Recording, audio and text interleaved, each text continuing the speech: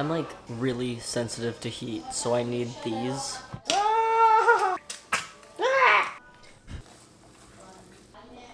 Egg-tastic. We're using a different mic today to maybe dangle you. I don't think you can see that. Can you see that? Yeah, you can see it. What is up, everyone? Welcome back to another, episode of Trans Talks, which is a series where I talk about trans-related and LGBTQ things for anyone who wants to learn and anyone who is going through it, like how I did. If you haven't checked out the other episodes of it, you can check it out in the link that I'm going to put up right now. So today's topic is from Instagram user Shut Up E-Boy, I think that's how you say it, or it's Shut Oop Boy. And they are asking about passing with a transphobic family. So today I'm going to be talking about transphobic and homophobic families, and a little bit about passing if you are in a place where you feel like you need to pass. I may make a video on passing and its details if any of you folks do want that. Leave a comment down below if this wasn't substantial enough. So the first thing I want to say is that everyone's experience is going to be different. Thus and thus, any YouTuber that you come across talking about this is going to have different advice. So I just wanted to let you all know that this is like solely from my own point of view and my experience with this topic. Whenever people ask me online about advice with, homophobic, transphobic families and whatnot are coming out, my first thing that I talk about is safety. And I mean safety in terms of, are you going to be disowned? Are you going to be kicked out? What does that look for you in terms of, probably physical safety? The fact that you're living in a non-supportive household already kind of insinuates that your mental safety isn't really there, or it's in jeopardy in some capacity. So you're gonna want to look at your situation, see what is your danger zone, and that's different for everyone. For me, and I can speak to my own experience on this, staying in the closet was like, it's hard. It's you get, it's almost like a double-edged sword in the sense that staying in the closet destroyed my mental health. And I'm talking about the ages 0 to 13, when I was coming to terms with the fact that I was gay, or I am gay. And, absolutely destroyed my mental health. But staying in the closet was also, in a way, saving me from external factors of, discrimination within the household, discrimination, or at least blatant discrimination in the household and within, my communities and such. On the contrary, when I came out, I got so much backlash, and I'll talk about this in another video in detail, but so much backlash. It was awful. Some of the worst years of my life, for sure. And some of the worst memories of my life. But at the same time, I will never, ever regret coming out. It is one of the most liberating things that I have ever done. So, you have to really think about that. Moving on, you also need to reflect on how close you are with your family. What kind of relationship do you have with your family? For me in particular, I've never had a good relationship with my family. It's always been strained. Still kind of strained to this day. And I'll talk about that in detail in another video, but really, you have to think about, do you want to put in the time and effort to educate them? Is that going to be draining for you mentally? Is it, worth it to put that effort in if you don't have a relationship that you like with your family? Or do you want to make that relationship stronger? Do you want to keep on working on that? There's so many things to ask yourself regarding that situation. There's a lot of ways to educate your family if you are in a place where you find that you might be able to, persuade them. I mean, it's really difficult with that, but online, there's a lot of great education resources. For example, if you're in Toronto, there's the 519, which helps educate families and just people in the LGBTQ community about exactly that.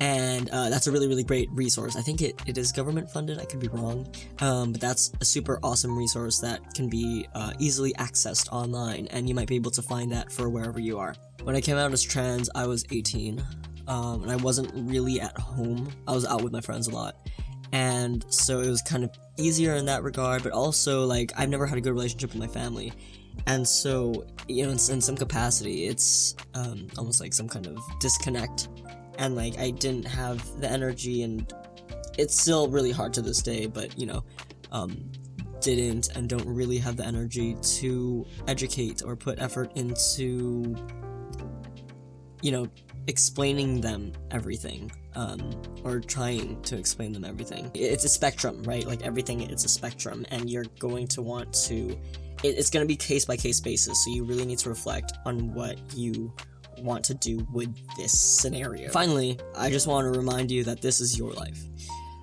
For my entire life, I just did not have the self-awareness skills, at least in that regard, of like understanding that this is my life and I have autonomy in creating what my life is for myself. And so I never felt the need to stand up for myself. I never felt the need to, you know, be like, this is wrong, homophobia or transphobia is wrong. But you need to remember that this is your life, and whatever you do with it, you're living with. And if someone doesn't like that, that is not your problem. That sounds really harsh, but like it's not your problem. That's the thing. At the end of the day, if you come out for your happiness, you're the one who lives with that happiness. And you need to remember that. And if, you know, someone doesn't like that and, you know, they threaten to leave your life, or they threaten to whatever, that isn't on you, and that isn't something that, in my opinion, years and years down the road after coming out, right, I just want you to remember that this is your life, and I fully believe you should be living for yourself, because I lived way too many years for other people, and it would definitely were the most miserable years of my life. Yeah. A big thing for me was finding community outside of my biological family. If you're in a similar situation as I was, or am, I guess, I didn't identify with my biological family as my family, and so I found family in other terms, and friends outside of the house, people online. There's so many different communities that you can find, and if you're struggling to find that, you can always reach out to me. You can reach out to, there's a huge community on YouTube of trans people. You can reach out to Reddit, Tumblr. Tumblr was really, really big for me when I came out as gay. But there are so many different communities. Try it out. Make some friends online. Try to make those connections and try to redefine what family is for you if you need that. You can do that. You are allowed to do that. And I want you to know that. Last thing I want to talk about before I wrap this up is passing. If you are in a transphobic household and you want to pass a little bit more, or even if your dysphoria is really bad, check out, I'm going to throw it up here right now, check out my dysphoria video, Trans Talks. I think that would also help a lot with your scenario. Things regarding chest help me a lot, so button-up shirts are a huge thing. Yeah, button-up shirts are a huge thing, and binding is a huge thing. There's so many plugs, but check out the binding video up here if you do want to learn more about chest binding and how that can help out with dysphoria and or just passing overall. Another thing is having a deeper voice. Check online, check YouTube for people who help, like voice coaches who help deepen your voice. It's a matter of practicing different exercises in order to widen your vocal range and bring your voice lower. And that helped me a lot before I went on testosterone. And finally, if you were interested in facial hair, there's this thing that's really popular in the trans masculine community called minoxidil, and that is this, like, I think it's an oil that you put on your face and it helps grow out your hair. Clearly, I don't have much experience with that because I only have this I have this chin hair thing going on here. But yeah, minoxidil. I've heard great things about it. I would look more into it for people who have actually experienced it. Like check online for more research regarding that. But that's about it for today.